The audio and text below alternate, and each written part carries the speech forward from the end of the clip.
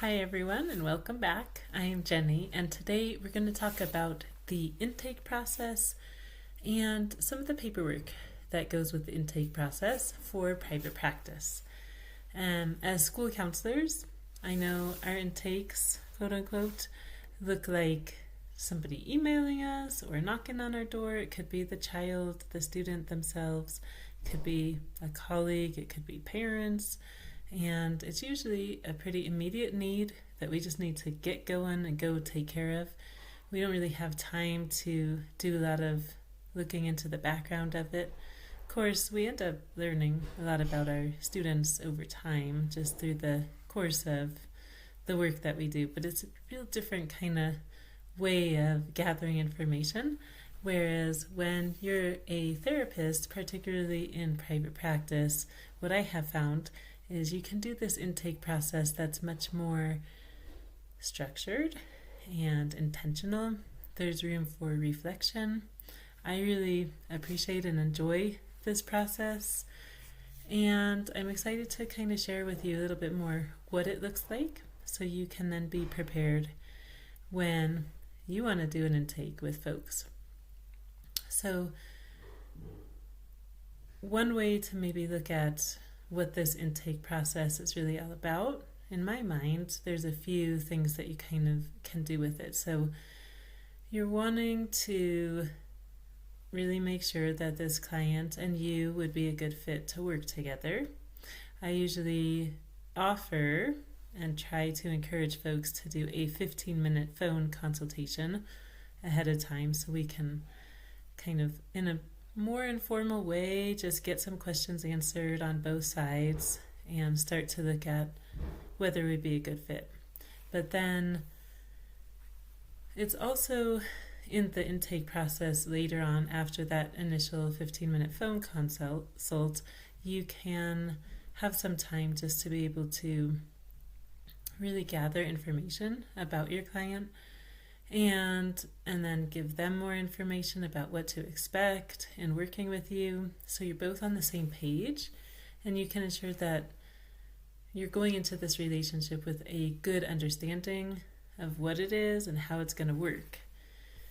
It's also a time to just really start to kind of put your foot forward and let them know who you are and show them that you're interested, that you're empathetic, non-judgmental, able to really hold space with just a kind presence for them, and they can start to hopefully build some trust in working with you. So you're establishing rapport. I'm going to go through some other videos in the future that touch on these other kind of parts and pieces that are adjacent to this intake stuff that we're going to talk about today. So I'll have a video that goes into detail about the 15-minute phone consultation, and I will cover in another video some information about informed consent and the assessment screeners that I use. And then I'm also going to do a video on what I call these target exercises that can help you to kind of establish more about who are the clients that I want to see, what kind of modalities do I want to be working with. And I also will have some videos that look at kind of what happens kind of with the intake process and also maybe kind of immediately after. So with the diagnosing and developing a treatment plan. And then for today, I also want to give you access and just kind of go through and show you a template that I have used in the past. I use Simple Practice now, and so I have my information in this electronic health record system. I'll probably do a video at some point and tell you more about some of the different EHRs that are out there, but the one I'm using is Simple Practice, and so that's where I keep my intake information right now. But originally I created this one through Google Docs, so I'm making it into a template where I can make it where you can just make a copy of it for free, and it goes through the main questions that still, even though I don't use this exact template anymore, it still has the main questions that I ask for potential clients. And what I tell the potential clients before we ever meet is kind of like when you go to a new PCP for the first time, primary care provider, a lot of times they ask you to fill out some paperwork. So this is similar to that, and it helps me to get to know more details about them, and I do give them the informed consent documents and some of the screeners all at that same point in time. That's all part of the intake packet. And then through simple practice, there's kind of a different section that's not in the template that you're going to see here, but I also ask for their insurance information and credit card information. Sometimes people ask, well, if I'm just going through insurance and insurance covers it 100%, I don't have to pay any copay or deductible, why do you need the credit card? And I let them know that's actually if there's ever a time where somebody cancels last minute or no-shows, then I have a cancellation policy, and the credit card would be used for that if it's not used for anything else. So it's just good to have that. If there were ever a time where I was required to have to go to court for somebody and testify, I would need to go and talk to a lawyer and potentially pay money for that. I would potentially have to spend a lot of time where I wasn't going to be able to see clients and get paid for my work that way. And so I have in my paperwork, just as an example, information about, if I have to go into some kind of legal process for you, there's going to be a charge. So that's another reason why it's good to have the credit card initially, just so that it's covered just in case. And also people change insurance, and sometimes even if they don't change their insurance provider, the terms of what they get change from year to year. So it's good to have those components in there. And I also make sure to leave space when we meet for our first initial intake session to go over that informed consent information again. So I don't like to just have people fill it out and that's it. I like to offer some space for us to actually talk about what did they actually sign up for, and are they okay with it, and do they have questions on it. And some people may have a different preference from what mine is, where they maybe want to do these intake questions more over the phone with people, or they might want to do it in person when they're first meeting with them. I like to have these questions put out there, and I let people know, please fill this out. And when you're all done with it, I will get notified, and then I will reach out to you and we can schedule our first intake session after that. And I prefer this for a couple of different reasons. Sometimes folks don't end up filling out the paperwork, and then I have just held this appointment time for no reason, and I could have done other things with that time. Sometimes people fill out the forms, but they fill them out so close to when we were gonna meet that I don't really have enough time to go through them carefully and kind of think about what might be a good things to put in the treatment plan. I like to have enough time where I can reflect on their answers and start to kind of initially formulate some thoughts, basically. And then we can go over treatment planning and everything together in the session, but it helps to streamline it for me if I can just ask people to fill all that out ahead of time, and then I can go through it on my own and make some notes and kind of prepare some things ahead of our first meeting. And then when we do meet, it just makes it where it's easier to do more of the listening and establishing rapport and not feeling like I'm super pressed for time to get all these questions answered and figure out a treatment plan. So that's what works for me. You can figure out what is going to be good for you. After the intake packet is complete, and we schedule our first session, then eventually they're going to come in for our first session, and I will have other kind of questions that I ask in the initial intake appointment. So I'll go over those with you as well. Those are different from the intake packet, and I kind of use all that together to then create my assessment and intake form, or paperwork, if you will. So I do that. I end up with this assessment and intake paperwork, and I do our first progress note, and I do the treatment plan, and I also do a mental status exam. For those are the main things that I do after meeting with someone for the first time. So we'll go over in more detail each of these things.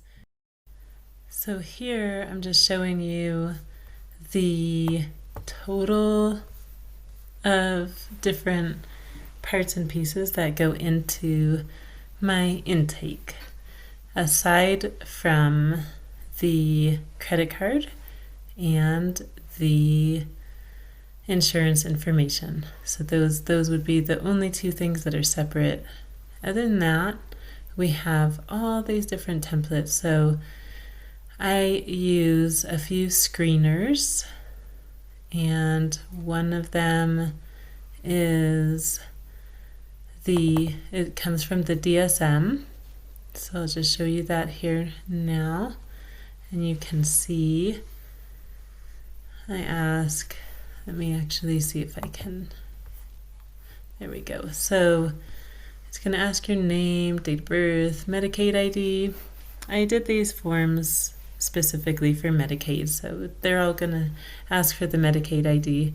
What's today's date? And then during the past 2 weeks, how much or how often have you been bothered by the following problems? You'll find this information, this exact screener, in your DSM. And you can see here, you can say anything from none to severe every day, nearly every day. And you just go ahead and say how much or little you have felt or experienced these different symptoms. And then I also give them something called the HUDAS, which goes through more of the kind of like activities of daily living. And then so this one is going through, instead of the last 2 weeks, it says the past 30 days. And it's going through a lot of different activities that are really kind of just part of our everyday. And it helps to kind of gauge how much this situation is affecting the person, how is it affecting their functioning. And then the DSM screener more kind of helps to figure out what their symptoms are and maybe what types of conditions go with those symptoms. You can see then I have this special way where when people fill out a form, then I use Autocrat to automatically put that information into a form that is specific to that person. So now this is kind of like what the form actually looks like. And you can see it's the same questions as what I asked on the DSM symptom screener. The difference being this one has the information for me on how to score it. And so that helps me to be able to see out of all these domains where a person might indicate, that they would need some extra support, which ones for that particular client are coming up.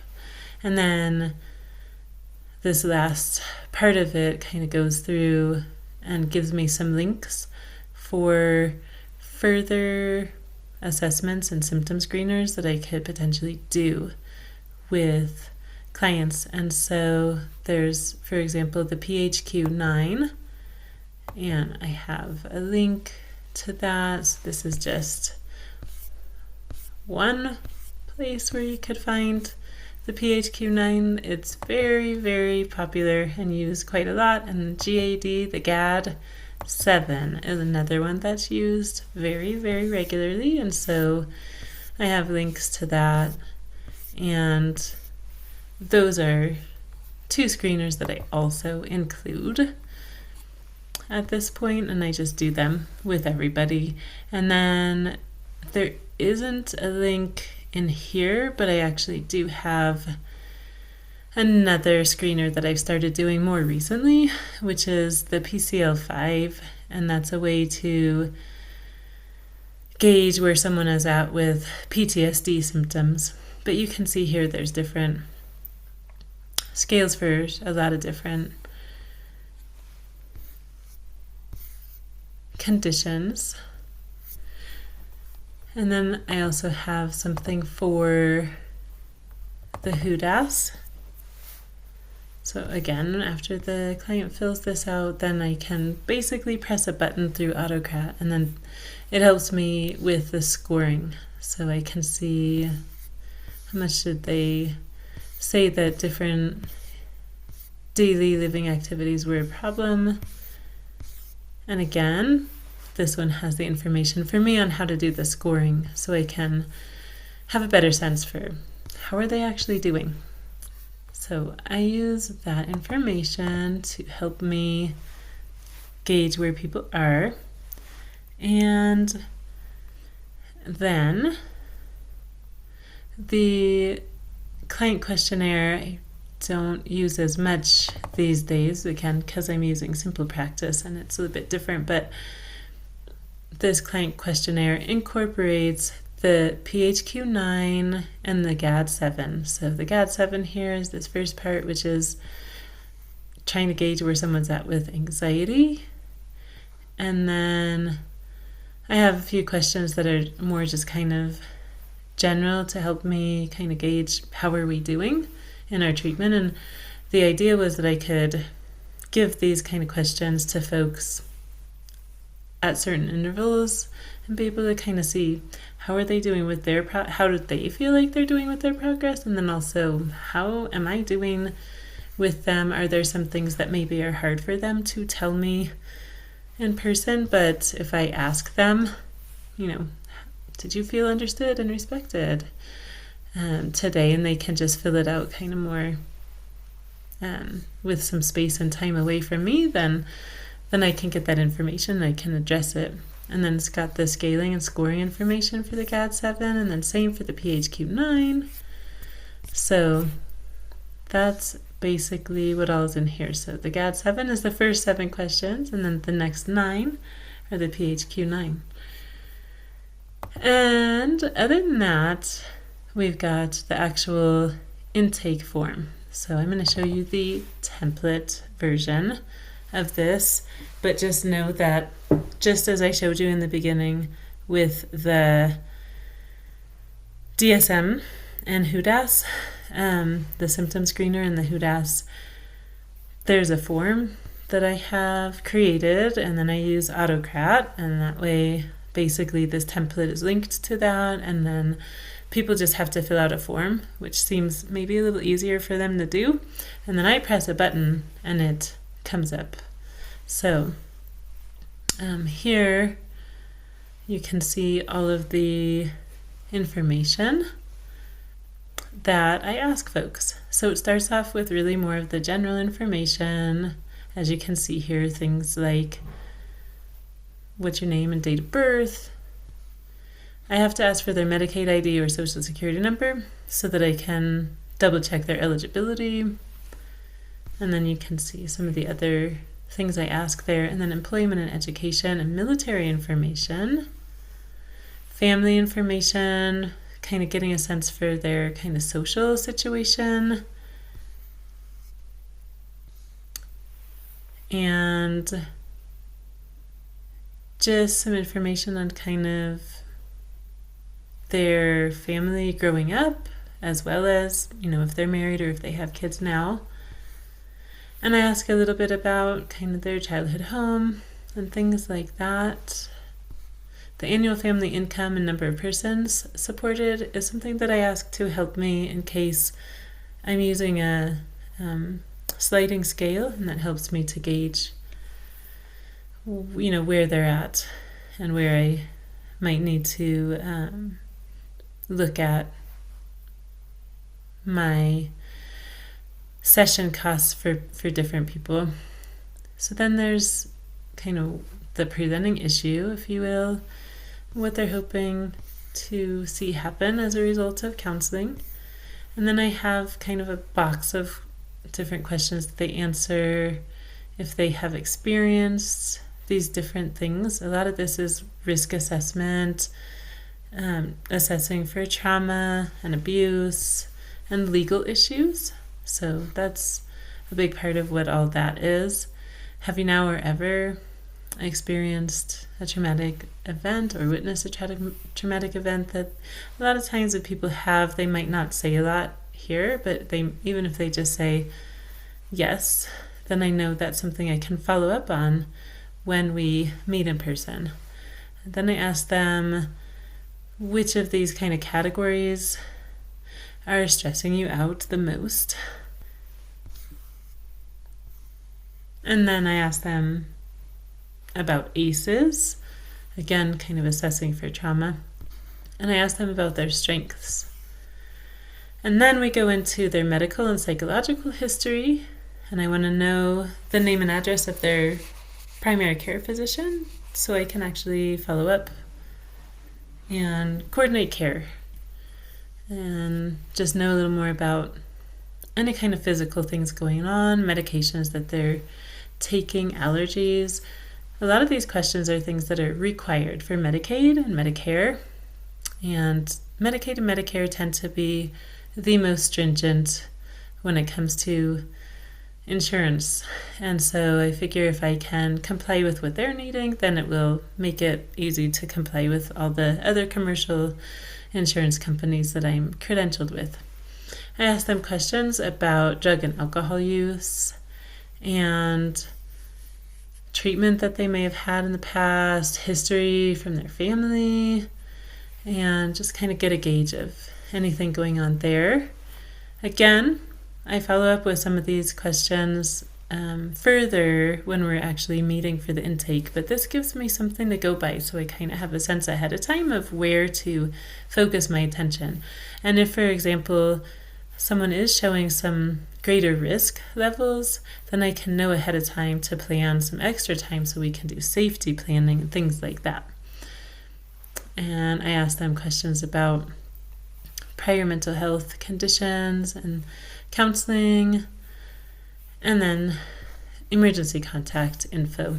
So that's basically what is in the template. I'm just going to show you really quick what the form looks like so you can see the more kind of client-facing. And you can see it's just asking the questions one at a time.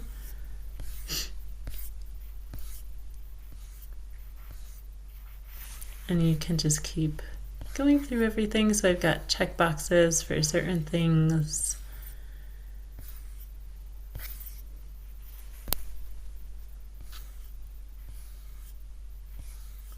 And I try with the check boxes just to help it kind of feel a little easier for folks to get through this process. I don't want to make it too tedious for folks.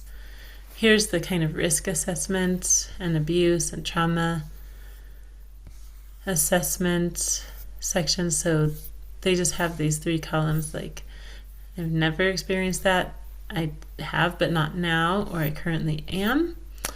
And then we just keep going. Any other details you want to tell us about trauma and abuse, and then stressors. And these forms are nice because, of course, in purple I've got the kind of main categories that I'm looking at for each one: medical psychological history,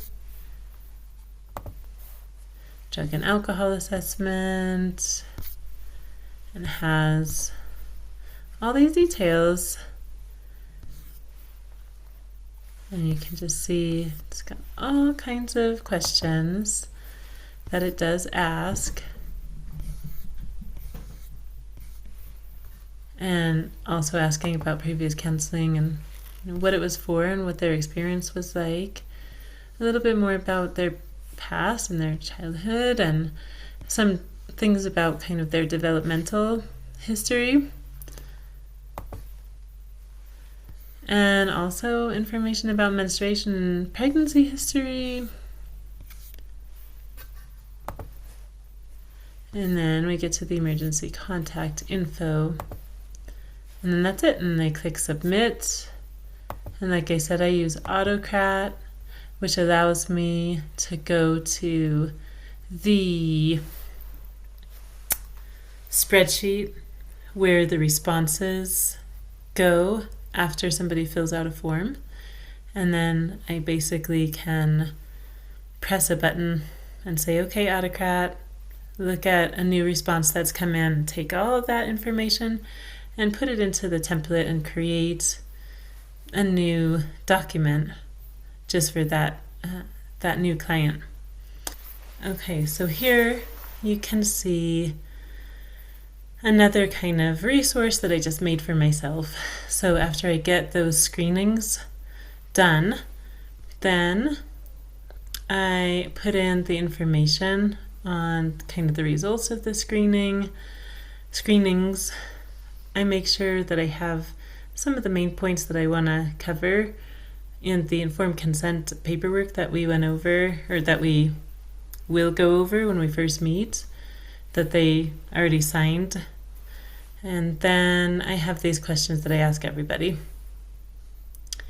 about safety questions, and then how do you identify yourself socially and culturally, aspects of your culture that are most important to you, ones that you may dislike or hide, how you would describe your childhood, who took care of you growing up, when you picture yourself as a child, what is the picture you get.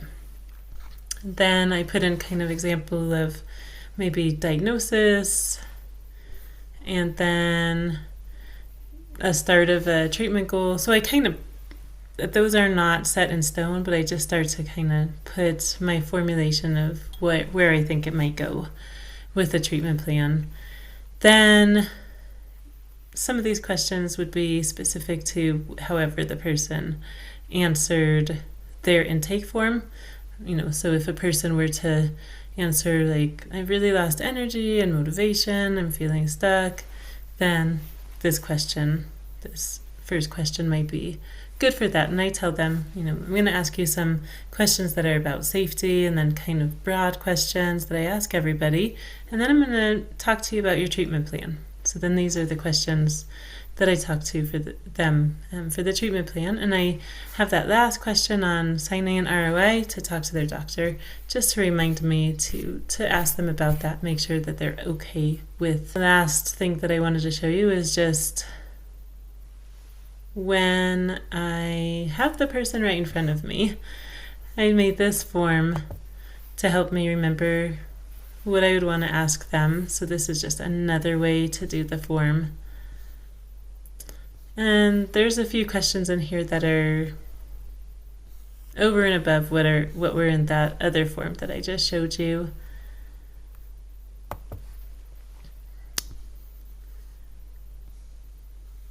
And some of these questions are ones that are not going to apply to everybody. You wouldn't use them for every client, but if it does apply, then there's a place for you to put in the responses that they give. And here I put in those results from all the different screeners.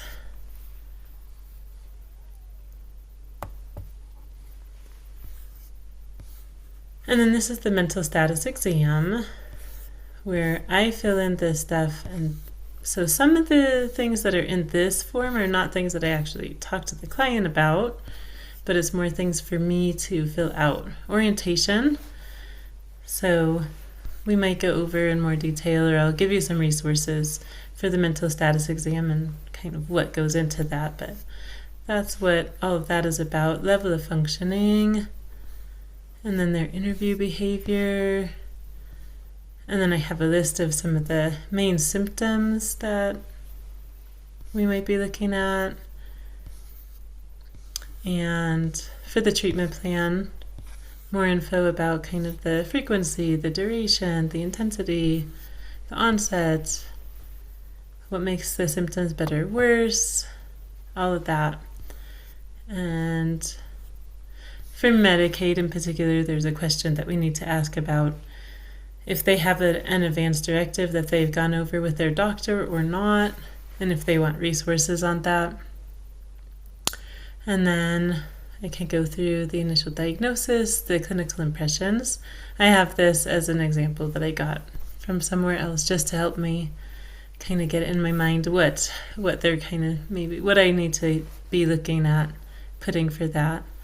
And then releases of information. These are some of the ones that would be good to have, and then I submit it.